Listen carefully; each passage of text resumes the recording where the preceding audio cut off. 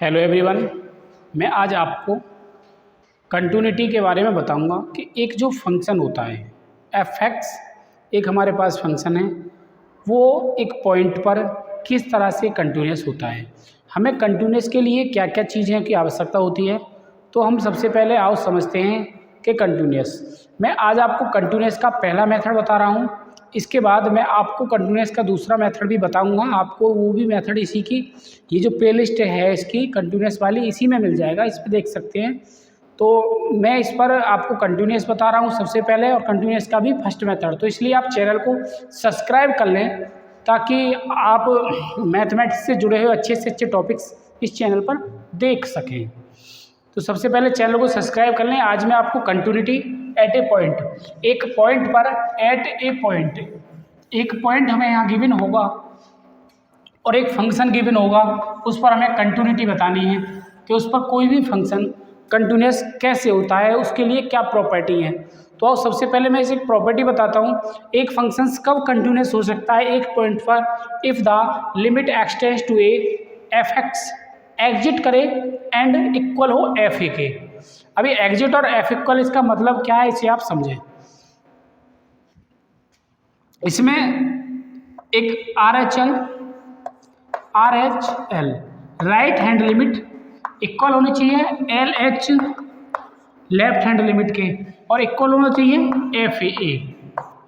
यदि ये तीनों चीज़ें इक्वल हैं तो हम उस फंक्शन को कह सकते हैं कि ये फंक्शन कंटिन्यूस फंक्शन है। कंटिन्यूस का मतलब क्या है, यदि कोई ग्राफ जा रहा है, इस तरह से कोई ग्राफ जा रहा है, ये ग्राफ अगर लगातार चल रहा है तो वो कंटिन्यूस है, और किसी पॉइंट में बीच में इसमें गैप आ जाए, एक पॉइंट में बीच में गैप आ गया तो ये कंटिन्यूस नहीं है, ये डिसकंटिन्यूस कंडीशन है। ठीक है, तो लगातार अगर कोई चीज़ चल रही है तो कंटिन्यूस होती है। मैं आपको आगे अगली वीडियो में ये भी बताने वाला हूँ कि जो इंटरवल के अंदर एक इंटरवल, यहाँ एक पॉइंट पर है ए पॉइंट, आगे मैं बताऊंगा कि इंटरवल में कोई भी फंक्शन कैसे कंटिन्यूस और डिसकंटिन्यूस होता है। लेकिन इस वीडियो में पहले एक पॉइंट पर ही बात करते हैं। एक पॉइंट के लिए R H L, L H L और एफ ए। अब यहाँ क्वेश्चन आता है कि आर एच एल कैसे निकालें, एल एच एल कैसे निकालें और एफ ए कैसे निकालें। तो आर एच एल के लिए पहले मैं फॉर्मूला लिखे देता हूँ आपके पास। हमें जो यदि आर एच एल निकालना है, आर एच एल, तो आर एच एल के लिए जो फॉर्मूला है वो हमारे पास लिमिट एक्स टेंस टू, अगर ए गिवन है, कोई भी पॉइंट ए गिवन है तो ए प्लस एफ एक्स, इसको हम लिख सकते हैं लिमिट एच टेंस टू 0, और ये ए दिया हुआ है तो एफ ए प्लस एच। यहाँ तक कि ये फॉर्मूला आर एच एल के लिए है। अब मैं आपको दिखा रहा हूँ एल एच एल के लिए। एल एच एल के लिए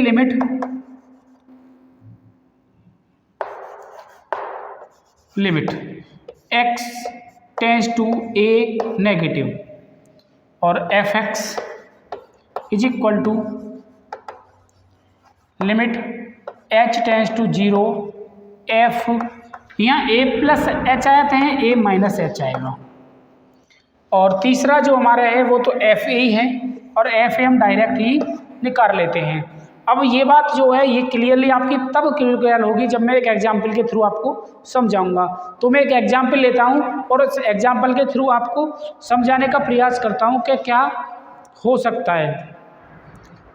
जैसे कि हमारे पास एक एग्जाम्पल है,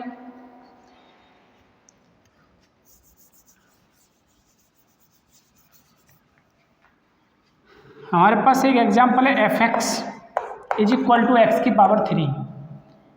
ठीक है, ये हमारे पास एक फंक्शन है f x is equal to x की पावर 3, और इस पर हमें बताना है कि ये जो फंक्शन हमें गिवन है ये किस तरह से कंटिन्यूस है at the point x is equal to 2 पर।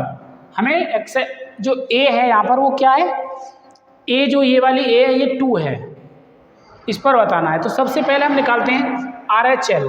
आर एच एल का यही फॉर्मूला है। सबसे पहले हमें क्या निकालना है, आर एच एल निकालना है।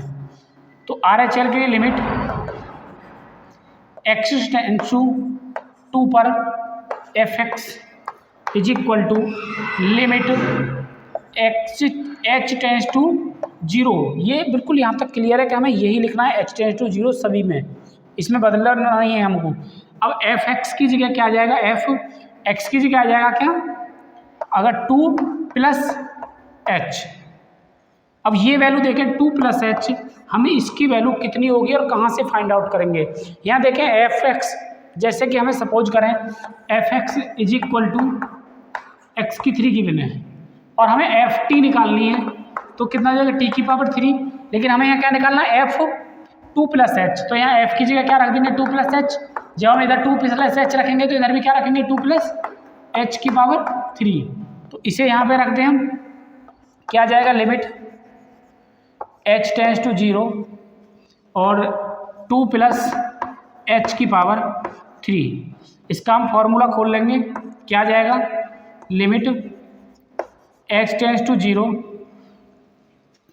8 प्लस एच की 3 प्लस 3 मल्टीप्लाई क्या जाएगा 2 मल्टीप्लाई एच और एच प्लस 3। ये फॉर्मूला ए प्लस बी की होल पावर 3 का खुला है, ए की 3 प्लस बी की 3 प्लस 3ab और a प्लस बी।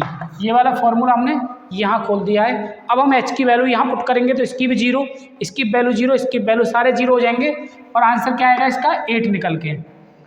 अब हम यहाँ पे RHL निकालते हैं, RHL limit x tends to, ये हमारे पॉजिटिव पे निकाला था, अब क्या हम 2 नेगेटिव पे निकालेंगे, f x is equal to limit h tends to 0 f 2 minus h. अब क्या है 2 माइनस एच करेंगे, यहाँ हमने 2 प्लस एच किया था, राइट में 2 प्लस एच करते हैं, यहाँ पर 2 माइनस एच, यहाँ प्लस लगाते हैं, यहाँ पर माइनस लगाते हैं, is equal to limit h tends to 0।